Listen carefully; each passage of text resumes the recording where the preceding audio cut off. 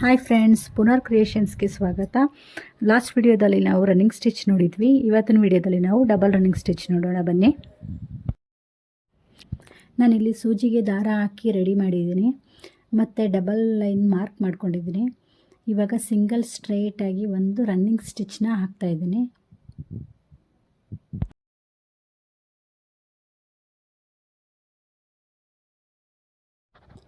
ಇವಾಗ ಸಿಂಗಲ್ ಲೈನಿಗೆ ಎಂಡಿಂಗಲ್ಲಿ ಇದ್ದೀನಿ ನಾನು.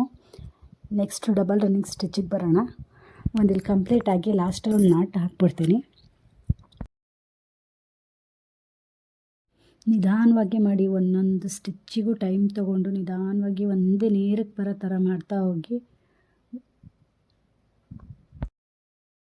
ನಂದಿಲ್ಲಿ ಸ್ಟ್ರೈಟ್ ಲೈನ್ ಕಂಪ್ಲೀಟ್ ಆಯಿತು. ಲಾಸ್ಟ್ ಎಂಡಿಂಗ್ ಸ್ಟಿಚಲ್ಲಿದ್ದೀನಿ ನಾನೀಗ.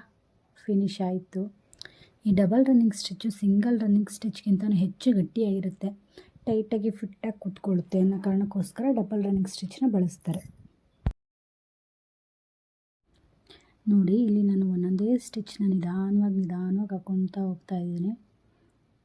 ಒಂದೇ ನೇರ ಒಂದೇ ಅಂತರ ಇದ್ದರೆ ಸಾಕಾಗುತ್ತೆ. ಸ್ಟಿಚಿಂಗಲ್ಲಿ ನಾವು ಏನೇ ಮಾಡಿದ್ರೂ ಒಂದು ನೇರವಾಗಿ ಎಷ್ಟು ಡಿಸ್ಟೆನ್ಸಲ್ಲಿ ಹೊಲಿಗೆ ಹಾಕ್ತಾ ಹೋಗ್ತಾಯಿದ್ದೀವಿ ಅಷ್ಟೇ ಡಿಸ್ಟೆನ್ಸ್ನ ಮೇಂಟೈನ್ ಮಾಡ್ಕೋತಾ ಹೋಗ್ಬಿಟ್ರೆ ಅದೇ ಬಂದ್ಬಿಡುತ್ತೆ.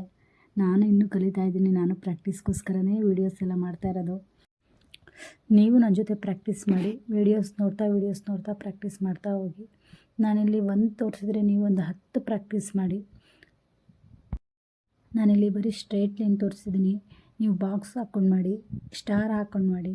ನಿಮಗೆ ಯಾವ ಶೇಪ್ ಬೇಕೋ ಆ ಶೇಪ್ ಹಾಕೊಂಡು ನೀವು ಟ್ರೈ ಮಾಡ್ತಾ ಹೋಗಿ, ಪ್ರಾಕ್ಟೀಸ್ ಮಾಡ್ತಾ ಹೋಗಿ. ನೋಡಿ ಫ್ರೆಂಡ್ಸ್, ಇವಾಗ ನಾನು ಬಟ್ಟೆನ ಉಲ್ಟಾ ಮಾಡಿ ನಟ್ ಹಾಕೋತಾ ಇದ್ದೀನಿ.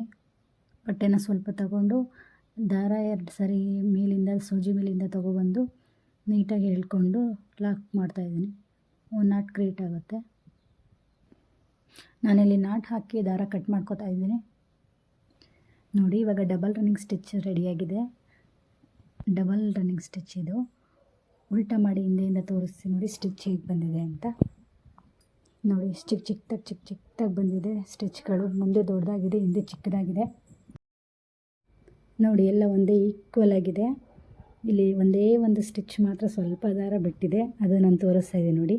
ಅದನ್ನು ಕಟ್ ಮಾಡಿ ತೆಗಿತೀನಿ, ಅದೇನು ತೊಂದರೆ ಇಲ್ಲ.